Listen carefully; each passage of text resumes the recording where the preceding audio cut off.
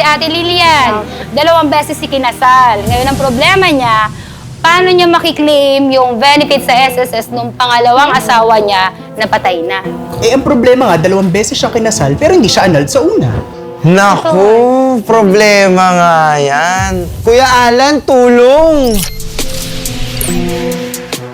Good evening, Ate Lilia. Good evening po, Kuya Alan. Unique ang tanong mo. Kwento ka muna ng konti. Yumaon ang pangalawa mong asawa a few years ago, no? Opo. Ilan ang anak niyo po? Isa po. Isa. Opo. So, pumunta ka sa SSS. Opo. Nung una po, nag-file po ako ng burial, nakakuha naman po ako ng 20. So, nung second time na pumunta po ako ng SS, death claim naman po yung ni-claim ko. Marami po silang hiningin sa akin, requirements, pati mga notaryo. Ang dami ko pong nagastos dyan. Ang sabi po sa akin ng SS, dahil humingi po sila sa akin ng Senomar, doon po nakita yung record ko. Ang kinukuha ko, ang kiniklaim ko lang naman po, yung death claim ng asawa ko. Ang sabi po sa akin ng SS, invalid po daw yung kasal ko.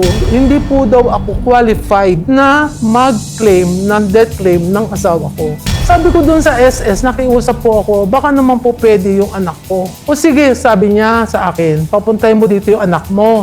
So nung pangalawang balik ko po doon, dahil ang tagal na po magti 3 years na. Nung pumunta po doon yung anak ko, ang sabi nung SS sa kanya, simula nung nag-file ang asawa ko ng mga beneficiary, may nilagay kasi po doon yung asawa ko na 3 tao. Sabi doon sa anak ko, so 100% na makukuha, maghahati-hati kayong 5. Umuwi na lang yung anak ko. Sabi niya, bakit ganun, mama? Bakit pati yung mga tao na hindi naman related dun sa sinasama ng SS? Kung basta nawalan ako kami ng pag-asa na makiklaim pa yun. Ngayon po, dahil sa nawawala na po ako ng pag-asa, marami na po akong tao na sinulatan, message. Nagbabakasakali po ako na ako'y mapansin. Papasalamat po ako, Kuya Alan, kasi kayo lang po yung pumansin sa akin.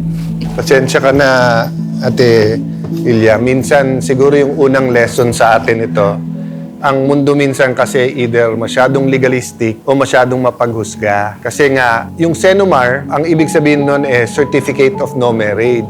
Ngayon, pag kayong beneficiary na, so siguro nung nakitang, may asawa ka ng iba, kasi nga, under the law, kung valid pa yung marriage mo sa una, kahit tunay kayong kinasal at tunay kayong nagtuturingan na asawa, madidisqualify ka dahil ang nakalagay kasi sa batas, ang beneficiary ay yung asawa under a valid marriage. Okay. Having said that, may mga kasunod yan. Kung ma-disqualify ulit yon, mapupunta na ngayon dun sa sinulat niya. Yung ginawa ng show and ni Kuya Larry, after tignan lahat, papasok pa rin dun sa anak mo dahil dinesignate pa rin nung asawa mo o nung tatay niya yung anak mo, di ba? So, Larry, what happened nung nga po, bumalik kayo? Kuya Alan, gaya po sinabi niyo po, talaga po yung anak niyo po yung qualified. Binigyan na po ng form yung anak niya para fill upan at isubmit to sa SSS at pagkatapos po, kailangan niya na bumuo ng account sa SSS para doon yung bank account. Pero pumasok as yung secondary beneficiary or as a designated? At secondary beneficiary po, Okay. kanya pong anak. As I said, Ate Lilian, di ba, malaki gobyerno. I really am sorry nangyari sa inyo to at susulat pa rin tayo sa SSS na i-review lang nila, pakitignan, bakit nga nangyari? Kasi imbis na ilang taon na nyo nang papakinabangan yung iniwan at yung, katulad na sinabi mo, no? Hindi naman to ayuda, hindi to dole out. Ito ay pinag-ipunan naman or contribution nung pinaghirapan, no? So, tutulong kami and sabi ko nga kung ano pa matutulong namin sa iyong pamilya, no? So, ulitin ko po nangyari kasi kay Ate Lilia, kung titignan mo kasi sa batas ng SSS, nakalagay doon kasi kung sino yung beneficiary. So, kahit ilagay mo ibang tao, pero may asawa ka, yung asawa mo ang beneficiary. Pero kung yung nilagay mo na asawa mo, may problema, let's say hindi kayo legal na kasal, or under this case kasi subsisting pa yung dati mong marriage, di ba? So under the law, hindi kayo kasal. So lilipat na yan. Anyway, Ate Lilian, no, babantayan natin tong kaso hanggang makuha nyo. And of course, bukas ang programang Cayetano in Action with Boy Abunda sa panig naman nung SSS, nung bakit nagkaganito. Tama.